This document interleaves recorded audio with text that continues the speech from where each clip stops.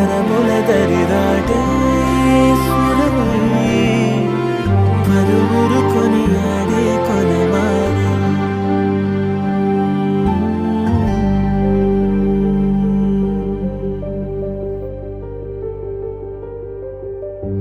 అయోధ్యను మించినది అనురాగపు సామ్రాజ్యం, అభిరాముని పుణ్యమిగా అవనిజకి సౌభాగ్యం.